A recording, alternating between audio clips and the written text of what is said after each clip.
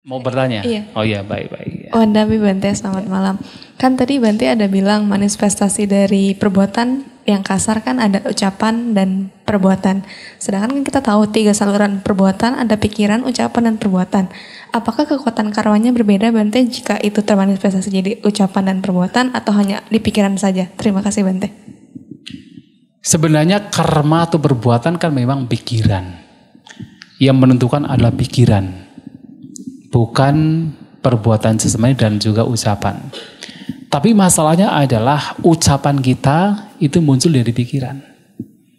Dan perbuatan jasmani kita juga muncul dari pikiran. Dan yang paling menentukan intensitas dari perbuatan tersebut dan juga nanti hasilnya itu adalah pikiran kita. Tapi ketika termanifestasi ke dalam ucapan dan perbuatan jasmani, dan itu menjadi sangat kasar, yaitu menjadi buahnya itu juga menjadi lebih besar. Sebagai contoh adalah mungkin seseorang punya kebencian, punya keinginan untuk membunuh, tapi masih dalam batin. Dan kemudian dia melakukannya secara fisik atas dasar batin ini yang tidak bisa terkendali. Mana buah yang lebih besar adalah ketika dia sudah membunuh dengan fisik dia. Tetapi itu semua intinya dari batin dia, dari pikiran dia yang tidak terkendali. Maka perbuatan itu adalah pikiran. Dan itu yang menentukan. Maka Samudra mengatakan cetanahang bikawe kamang wadani. Saya katakan bahwa yang disebut sebagai karma itu adalah cetana, niat, kehendak. Dan karena setelah seseorang berkehendak atau berniat, dia akan melakukan perbuatan, baik ucapan, perbuatan jasmani, dan juga pikiran itu sendiri. Maka niat itu adalah yang mengawali, kehendak itu adalah yang mengawali sebuah perbuatan, dan itu adalah perbuatan. Ya, jadi semua berangkat dari pikiran, yang menentukan adalah pikiran. Perbuatan jasmani dan juga ucapan itu adalah manifestasi dari pikiran. Yang mana karena pikiran yang ketika itu adalah buruk, yang sudah tidak terkendali, maka ucapannya, perbuatan jasmani menjadi buruk. Tapi kemudian karena pikirannya itu menjadi baik, maka perbuatan, ucapan dan perbuatan jasmaninya juga yang sudah sangat baik, atau katakan itu lebih kasar, atau dengan kata lain lebih kuat, itu juga termanifestasi ke dalam ucapan dan perbuatan jasmani. Dan orang berdana dengan pikiran buruk, artinya dia tidak berdana, dia tidak sedang melakukan kebaikan. Walaupun dia terlihat memberi, tetapi kalau ternyata tujuannya bukan sekadar memberi, tapi mungkin untuk mempermalukan orang lain misalnya begitu kan. Yaitu artinya dia sedang tidak melakukan kebaikan. Jadi tidak, yang tampak dari apa yang dia lakukan melalui ucapan perbuatan jasmani itu tidak menentukan apakah dia sedang melakukan kebaikan atau keburukan, tergantung pikirannya. Kan begitu. Termasuk misalnya suatu kali Bante Cakubhala, beliau ketika berjalan banyak menginjak serangga, ada semut dan sebagainya. Kemudian para biku lain melihatnya dan mengkritiknya. Katanya Bante ini sudah terbebaskan, tapi kok kenapa masih terlihat seperti membunuh kan? Ya karena Bante Cakubhala kan tidak bisa melihat. Memang pada waktu itu sudah buta. Dan tidak ada niat untuk membunuh, itu bukan pembunuhan. Atau ada cerita, ada kasus di mana ada ayah dan anak, mereka menjadi biku. Kemudian anaknya ini ketika pagi-pagi mau berpindah patah, mengajak ayahnya, biku juga. Dengan cara mendorong ayahnya, jatuh, meninggal. Kemudian dia merasa rimos ya, menyesal, kemudian datang pada Sang Buddha. Sang Buddha mengatakan, ada niat tidak untuk membunuh? Tidak ada Bante. Ya bukan pembunuhan. Yang terlihat adalah seperti membunuh kan? Tetapi karena tidak ada niat, bukan pembunuhan. Tapi ada kasus lain, ada seorang biku memberikan ceramah tentang kematian. Tapi tujuannya apa? Supaya di situ ada orang tua, supaya dia meninggal. Mungkin kalau zaman sekarang supaya kena heart attack gitu. Ternyata betul. Dia memberikan ceramah tentang kematian, membuat orang itu memang ketakutan dan meninggal. Dan dia menyesal, tapi tujuannya memang supaya dia meninggal, itu pembunuhan. Padahal yang dia ceramahkan adalah, itu bagus sekali kan, perenungan tentang kematian kan. Tapi tujuannya malahan untuk supaya orang itu meninggal. Dan Samudra mengatakan, kamu telah membunuh dengan cara itu. Dan dia harus lepas jubah. Maka sebenarnya yang menjadi penentu adalah pikiran kita. Yang terlihat oleh mata, maksudnya dari ucapan dan perbuatan jasmani, terkadang belum tentu merupakan manifestasi dari pikiran. Orang memberi dengan motif yang berbeda-beda, hasilnya pun juga berbeda-beda. Contohnya apa? Ada orang mungkin memberi karena dia itu malu dengan teman-teman. Teman-teman memberi, kok saya tidak memberi, maka dia memberi. Ada juga orang memberi punya tujuan supaya terkenal. Itu masih baik sebenarnya, tetapi motifnya adalah supaya terkenal. Itu lebih baik ketimbang tidak memberi atau ketimbang karena malu. Ada juga orang memberi punya motif supaya nanti kalau mati lahir di alam surga. Oh, lebih baik lagi itu. Tapi kemudian Sang Buddha menyampaikan ada satu motif yang sangat luhur. Memberi berdana dengan motif untuk memperindah, mempercantik batin. Adalah untuk melenyapkan kotoran batin. Keserakahan, kebencian, ketidaktahuan. Untuk melenyapkan keserakahan. Untuk melenyapkan kebencian. Artinya apa? Kalau orang memberi dengan kasih sayang, dengan cinta kasih, maka kebencian tidak akan muncul di sana. Dan dia memberi atas dasar pemahamannya benar, maka kebijaksanaan akan berkembang. Nah, yang seperti itu, yang motifnya yang baik, itu buahnya juga berbeda, manfaatnya juga berbeda.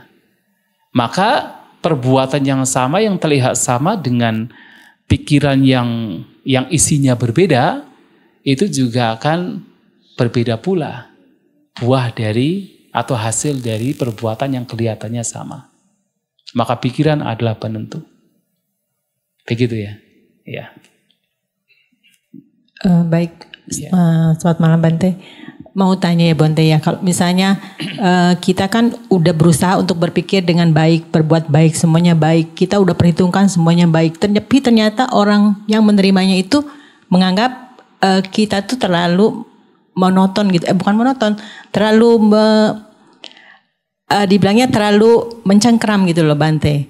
Jadi seolah kita tuh padahal kita udah perhitungkan semuanya semua baik gitu loh. Terus kalau misalnya kita ada binatang apa juga kita nggak boleh membunuh ya, kita harus keluarkan binatangnya tapi dianggapnya kita ini aneh orangnya gitu loh. Jadi kayaknya realitanya di kehidupan ini kalau misalnya kita, kalau Bante mungkin jadi Bante nggak masalah gitu kan. Aneh juga. Lu saya itu aneh loh. Nggak aneh gitu. Kita alien loh. Kita ke bandara, ke stasiun kadang orang lihat juga loh. Pernah juga, tapi ini bukan pengalaman saya. Ada Bante lain. Itu pas berada di terminal bis itu. Kan kalau kita keluar, kita kan tutup jubah kita tutup. Ada 2 orang bisik-bisik. Masa siang-siang kok tutupi pakaiannya ditutupi semua, badannya ditutupi semua gitu. Terus yang satunya bilang, enggak itu orang sakit itu. Ya Bante, jadi maksud saya kan ada kadang kalau misalnya saya ngikutin seperti agama Buddha, ya itu saya dibilang aneh gitu kan. Jadi bagaimana Bante, terus ya itu maksud saya kadang saya juga kadang suka kata Bante kan mengenai pikiran. Oh saya selalu setting pikiran saya supaya itu baik gitu kan. Walau kayak seperti gini, saya kan senang menonton drama Korea gitu ya. Sebenarnya kan nggak boleh Bante, tapi saya setting. Ini saya menonton karena saya mau lihat ada apa gitu loh yang bisa saya ambil gitu loh pelajarannya. Seperti itu Bante. Mohon pencerahannya Bante, makasih. Ya, Jadi yang pertama adalah bahwa sesuatu yang baik itu memang belum tentu itu populer. Artinya apa yang sebenarnya baik tetapi belum tentu diterima oleh semua orang. Enggak masalah. Selama itu kita tahu itu baik, itu bermanfaat, kita lakukan. Walaupun secara umum orang itu melihatnya sebagai sesuatu yang aneh. Tidak masalah. Tapi kita tahu manfaatnya, kita tahu itu adalah kebaikan. Nah itu yang harus kita jadikan sebagai prinsip. Dan apapun yang dilakukan seperti misalnya Anda sebagai berumah tangga masih nonton gitu kan. Kecuali kalau misalnya pas lagi praktek 8 aturan kemoralan seperti ini nggak boleh nonton ya. Tapi kalaupun nonton kemudian di situ masih bisa mengambil sisi hikmahnya, itu masih jauh lebih baik. Ketimbang orang hanya sekedar nonton untuk entertainment.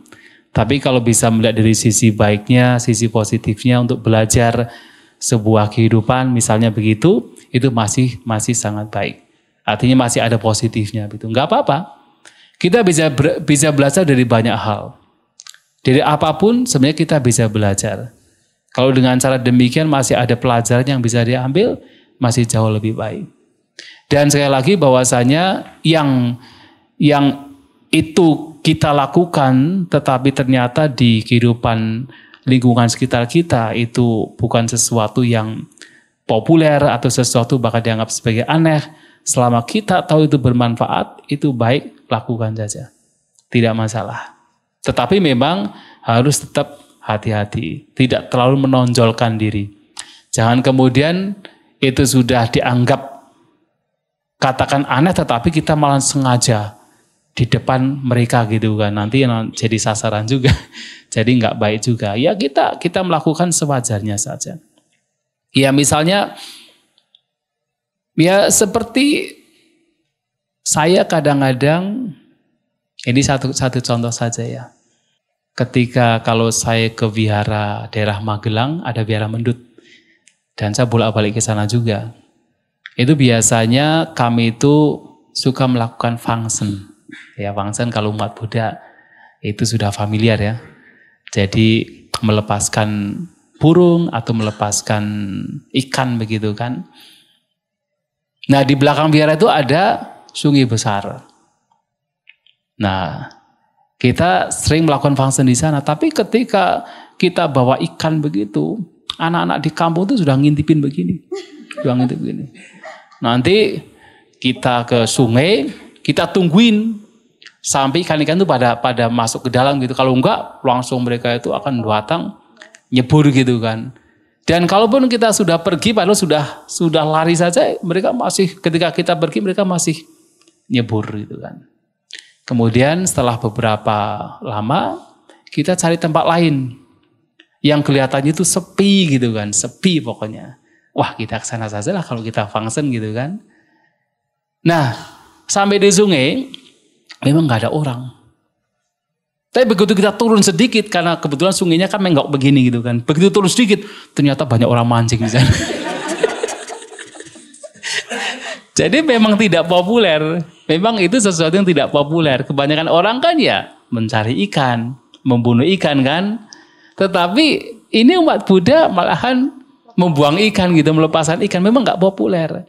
Tetapi itu sesuatu yang baik. Maka walaupun itu kelihatan aneh mungkin bagi beberapa orang, mungkin banyak orang kelihatan aneh, tapi itu baik. Maka nggak apa-apa dilakukan. Ya gitu ya. Wandami Bante. Iya baik. Mengenai tadi ada jagara keterjagaan batin, apakah itu masuk ke dalam sama sati atau sama samadhi? Itu yang pertama. Ya. Terus yang kedua mengenai pencapaian sotapana, sotapana Bante. Apakah mungkin sebagai umat berumah tangga di zaman saat ini itu bisa mencapai sotapana? Karena kalau dari uraian yang tadi Bante sampaikan itu saat di zaman Sang Buddha, dan memang kalau contohnya aja tadi bagaimana tanpa patacara di kehidupan pada saat bertemu Sang Buddha itu dia belum maksudnya dalam kondisi yang tadi sudah diceritakan itu bisa mencapai sotapanna. Sementara kita yang sudah berjuang misalnya berdana iya, melakukan moralitas iya, menjaga moralitas iya, berusaha melakukan ya bawana meskipun on off gitu kan. Jadi kayaknya usaha-usaha itu agak sulit ya, mungkin sulit sekali gitu untuk sebagai perumah tangga di zaman saat ini. Apakah ada bahasa lebih sederhana bagaimana caranya supaya perumah tangga itu bisa ada kemungkinan kita bisa mencapai sotapanna gitu. Itu aja Bante, terima kasih. Iya, sebenarnya praktik meditasi dengan berbagai kualitas yang muncul atau harus dimunculkan itu saling berkorelasi. Artinya ketika kita memiliki keterjagaan batin, ya di situ pastinya ada perhatian juga, ada sati juga. Di situ juga ada ketenangan batin juga. Karena ketika batin terjaga, itu membawa kepada ketenangan, itu konsentrasi juga. Dan di situ juga ada pengendalian indera juga. Karena batin orang yang terjaga, itu juga akan terkendali indera-inderanya. Maka saling terkoneksi. Hanya kita menggunakan istilah yang berbeda-beda. Dalam satu momen kita memunculkan kualitas batin yang baik, maka di situ akan ada kualitas batin yang baik lainnya. Maka saling terkoneksi satu sama lain. Nah, bisa dipahami ya. Kemudian apa ada kemungkinan bahwa saat ini perumah tangga bisa paling tidak menghancurkan 3 belenggu, mencapai sotapanna atau pemasuk arus? Tentu ada kemungkinan. Ada kemungkinan. Apa itu sebenarnya sotapanna? Adalah seseorang yang telah memasuki arus. Apa itu arus? Arus artinya adalah jalan mulia berunsur 8. Sebenarnya praktik dari meditasi ini adalah praktik dari jalan mulia berunsur 8. Yang besok barangkali akan saya sampaikan. Secara singkat adalah praktik untuk memiliki pandangan yang benar. Untuk bisa berpikir yang benar. Yang kemudian akan membawa kepada ucapan, perbuatan, dan juga cara hidup yang benar. Praktek meditasi ini juga adalah praktek untuk mengupayakan hal-hal yang baik untuk berkembang, untuk melenyapkan hal-hal yang buruk yang muncul atau yang belum muncul dari upaya benar. Dan praktek ini ada juga praktek untuk memunculkan perhatian, kewaspadaan yang benar. Kemudian membawa kepada ketenangan batin yang benar atau konsentrasi yang benar. Praktek jalan mulia berunsur 8. Dan ketika seseorang telah hidup selaras sesuai senada dengan jalan mulia berunsur 8, itulah seorang sotapanna. Tapi tentu karena ia telah menghancurkan 3 belenggu, maka seluruh apa yang ia perbuat itu sudah selaras dengan jalan mulia berunsur 8. Dan praktek meditasi adalah cara untuk bagaimana kita hidup sesuai dengan jalan mulia berunsur 8 yang tadi saya sebutkan. Dan apa itu memungkinkan? Memungkinkan.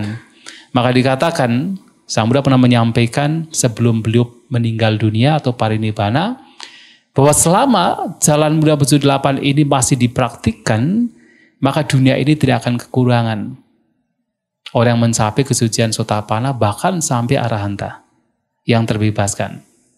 Maka ketika ini betul-betul dipraktikkan, ya memungkinkan. Tapi masalahnya adalah kenapa ya kita sudah merasa banyak melakukan kebaikan, berdana ya iya, mempraktikkan sila juga iya, meditasi walaupun on and off juga iya. Tapi kok tidak mencapai-capai ya, harus diingat bahwa kematangan pikiran seseorang itu berbeda-beda.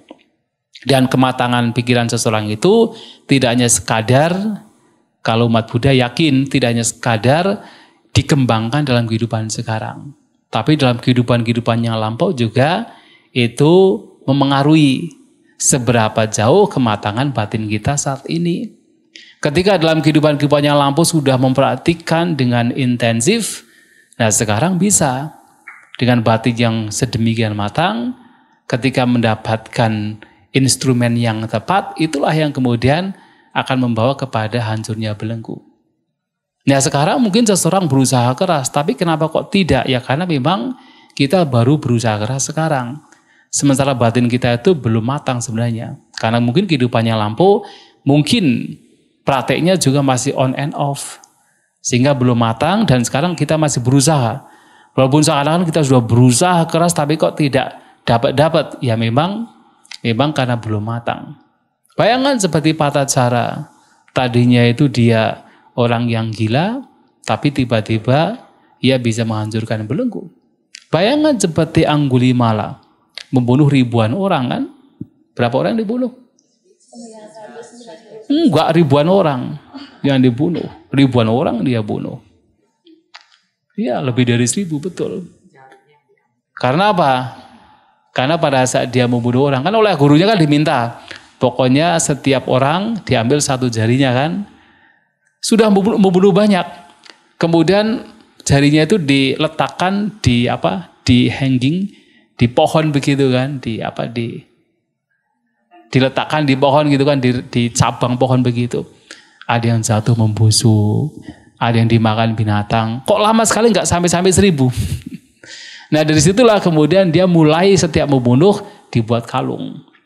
Maka dia kemudian disebut Anggulimala. Mala itu adalah untean. Angguli adalah jari, untean jari. Sampai kemudian 999. Tinggal 1 lagi menjadi 1000. Tapi kan sebelum itu dia sudah banyak membunuh. Maka dia membunuh ribuan orang sebenarnya. Tapi kenapa kemudian bertemu dengan Sang Buddha praktek intensif dan bisa terbebaskan? Ya karena memang dia sudah berlatih dalam kehidupan yang lampau. Sehingga ketika ada instrumen yang tepat, mendapatkan ya dharma yang tepat, nah dia kemudian tercerahkan, terbebaskan. Karena dia sudah mencari dalam waktu yang lama, dalam kehidupan yang lampau. Nah sekarang tidak usah kita kemudian mungkin merasa pesimis, merasa down, kenapa kok sulit. Yang terpenting adalah kita sekarang berusaha. Entah kapan kita akan betul-betul terbebaskan, ya itu biarkan itu secara alami mungkin nanti suatu saat muncul. Tapi yang terpenting adalah kita berusaha saat ini. Begitu yang terpenting. Ya. Silakan. Mau tanya Bante. Iya baik. Apakah kilesa atau kotoran batin itu bisa muncul dalam bentuk fisik? Maksudnya seperti kayak perasaan tidak enak. Tapi kita nggak tahu itu apa gitu loh. Tapi tahu-tahu aja kita ingat sesuatu, tahu-tahu ada rasa tidak enak gitu. Apakah itu termasuk kotoran batin? Terus dan apakah perlu dicari tahu? Kadang ada kalanya saya cari tahu dan saya ketemu, oh ini khawatir. Tahu-tahu nanti dia langsung hilang gitu. Tapi muncul terus gitu. Ya. Jadi kadang sangat mengganggu kalau kita lagi sibuk, lagi kerja apa gitu. Terima kasih. Ya, betul sekali.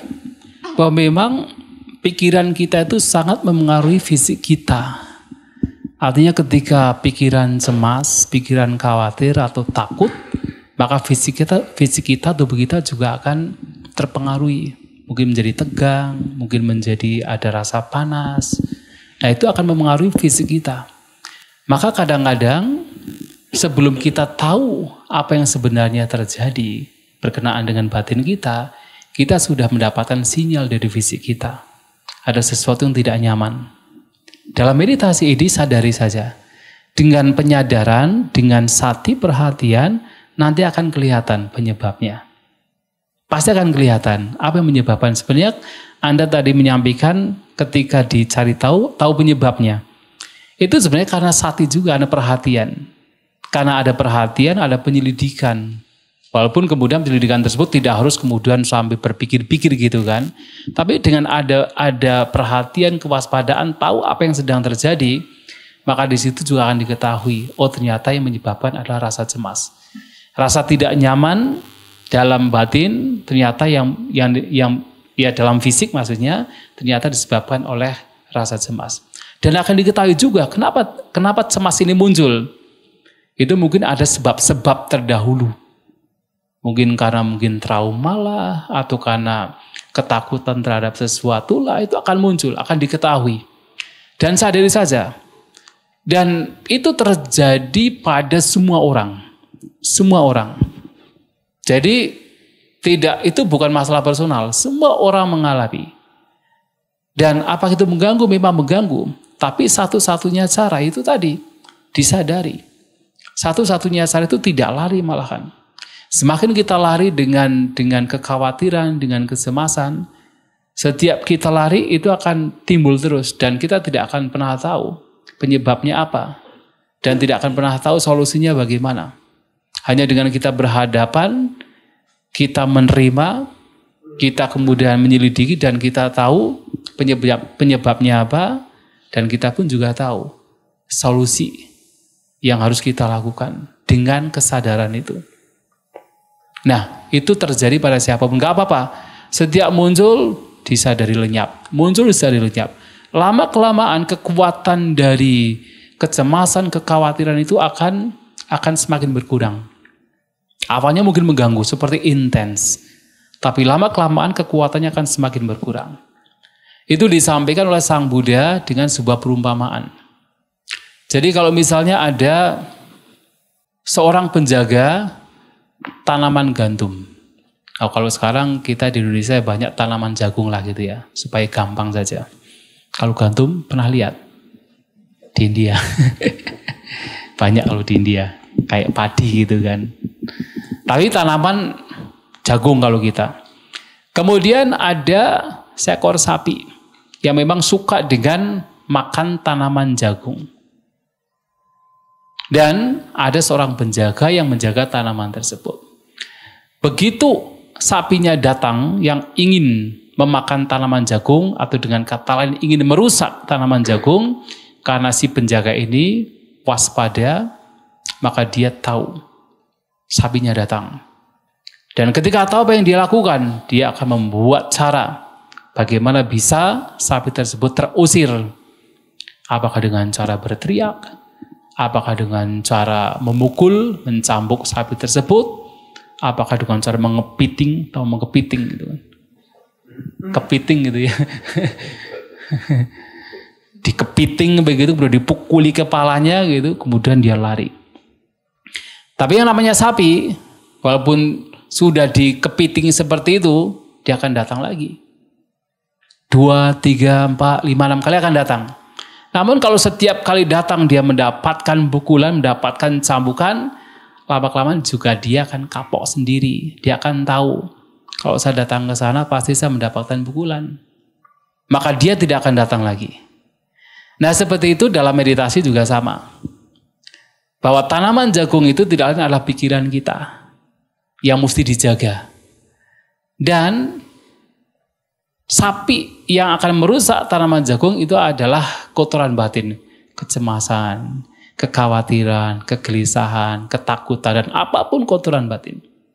Sedangkan penjaga ladang jagung tersebut adalah sati mindfulness kita, kewaspadaan kita, perhatian kita.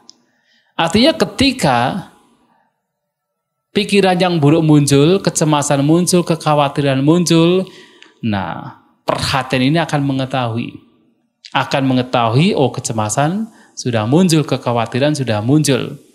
Maka kemudian setelah tahu, ya mencari cara bagaimana ini bisa lenyap. Apakah dengan sekadar disadari ketika kekuatannya memang tidak begitu besar, lenyap, atau dengan cara melakukan perenungan, atau dengan cara kita kembali kepada objek meditasi, apapun caranya, tujuannya adalah supaya kekhawatiran, kecemasan, pikiran-pikiran buruk itu lenyap.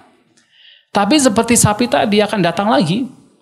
Kalau sapi mungkin datang 5 kali kapok. Tapi kalau ini kayaknya kok nggak kapok-kapok ya. Ribuan kali mungkin nggak kapok kan. Tapi ingat, kalau itu dilakukan lagi dan lagi, setiap kali muncul disadari demikian, terus dilakukan lagi dan lagi, nanti kekuatannya juga akan semakin melemah. Mungkin suatu kali muncul, lenyap, dan tidak kembali lagi. Mungkin bisa demikian, tetapi paling tidak adalah kekuatannya akan melemah. Dan itu adalah cara yang bisa kita lakukan. Demikian ya. Ya, baik. Iya baik, itu pengalaman yang sangat bagus. Tapi nanti tentunya masing-masing akan berbeda-beda ya. Tidak harus sama. Soalnya yang mengetahui kapan harus meditasi jalan, seberapa ritmenya, kapan harus duduk, itu akan masing-masing. Karena itu menyesuaikan dengan kondisi batin dan jasmaninya. Selama itu membawa kepada keseimbangan secara batin, secara jasmaniyah, itu sudah sangat baik. Dan masing-masing bisa berbeda-beda. Contohnya adalah saya pernah waktu di Bogor, itu ada seorang peserta juga, dia dari Pekanbaru. Dia itu punya masalah, ngantuk. Jadi dia itu sadar sendiri, pokoknya setiap duduk pasti ngantuk berat begitu kan. Hanya dia melakukan tekad untuk banyak meditasi jalan. Dan bahkan dia hanya makan sehari, makan 1 kali 2 hari. Jadi 2 hari hanya makan sekali saja. Dan dia punya tekad. Dan badannya memang subur gitu kan. Jadi apa ya, untuk nutrisinya sudah tercukupi. Ya, jadi sudah aman lah walaupun makan sekali 2 hari gitu kan. Dan dia melakukan meditasi jalan. Tetapi dia punya tekad betul-betul, tekad dia adalah pokoknya kapanpun pikiran sudah mau keluar harus kembali kepada langkah kaki. Jadi tidak membiarkan sedikit pun pikiran itu keluar. Setiap kali sudah ingin berkomentar terhadap mungkin apa yang dilihat, apa yang didengar, apa yang dipikirkan, sudah mulai berkomentar, langsung disadari. Kembali kepada langkah kaki. Terus begitu. Dan meditasi duduknya sangat sedikit. Dia bilang ke saya bilang nggak apa-apa silakan. Kalau itu membantu kenapa tidak? Tujuannya adalah yang terpenting perhatian. Selalu membawa batin saat ini dan sekarang. Nah, jadi dia memang betul-betul melakukan demikian sampai 3 hari. Tetapi setelah 3 hari, ia duduk meditasi dan ia sampai berpikir kenapa tidak ada rasa ngantuk sama sekali. Sampai dicari-cari pun nggak ketemu. Ngantuknya sudah kemana. Dan yang menjadi bagusnya adalah dengan memang perhatian yang dipertajam demikian, apapun perhatian yang diarahkan itu akan tepat sasaran. Tapi selama 3 hari itu dia betul-betul tidak membiarkan pikiran berkomentar sedikit pun. Ini juga bagian dari sebuah latihan yang memang intensif. Nah, untuk dia cocok sekali. Mungkin untuk orang lain belum tentu cocok. Ya kan? Coba bayangkan 3 hari hanya jalan saja gitu ya. Tapi untuk dia dengan kondisi dia seperti itu cocok sekali. Maka sebenarnya yang tahu apakah nanti cocok tidak, itu masing-masing. Dan termasuk salah satu cara yang tadi adalah tidak memberikan perhatian pun juga untuk orang lain belum tentu cocok. Ya dengan kondisi yang mungkin dia itu kondisinya berbeda, atau mungkin kondisinya sedang tenang. Justru kalau sedang tenang harus diperhatikan objeknya kan. Nah ini akan cocok ketika memang pikiran kacau nggak bisa dikendalikan. Ya sudah nggak usah diperhatikan, cuek saja. Tapi atas dasar tadi betul kebijaksanaan. Nah itu akan menjadi cocok. Maka instrumen-instrumen ini banyak sekali instrumen yang bisa kita gunakan yang memang itu masing-masing akan berbeda-beda. Dengan situasi yang berbeda juga caranya bisa akan berbeda. Nanti pengalaman dari Romo Seno jangan kemudian dianggap mentah kemudian dipraktikkan oleh semua orang. Nanti dengan kondisi yang berbeda bisa tidak manjur. Itu ya, jadi baik sekali dengan pengalaman demikian. Dan memang meditasi ini adalah seperti orang itu, trial. Ya, terus melakukan percobaan, trial terus gitu kan. Jadi trial and error gitu ya. Ya kadang-kadang mencoba error lagi, sampai pada titik di mana ini yang tepat. Akan demikian. Tapi nanti setelah tepat pun juga dalam kondisi tertentu bisa juga berubah lagi. Tetapi nanti intinya adalah bagaimana kita membawa batin kita seimbang. Jadi ibaratnya kalau kita itu berjalan di pinggir jurang, kanan kiri jurang. Dan kita itu kadang-kadang mau ngelimpang ke kanan atau ngelimpang ke kiri. Tapi kita selalu bagaimana ketika mau ngelimpang toh ya. Ngelimpang ini bahasa Jawa ini. Mau jatuh ke kanan gitu kan atau ke kiri. Tapi kita ketika mau jatuh balik ke tengah. Ketika mau jatuh balik ke tengah. Tapi sambil berjalan ke depan begini. Itulah meditasi. Trial and error. Tapi setiap kali akan jatuh kembali ke titik seimbang. Jatuh kembali ke titik seimbang. Sembari jalan ke depan. Itu meditasi.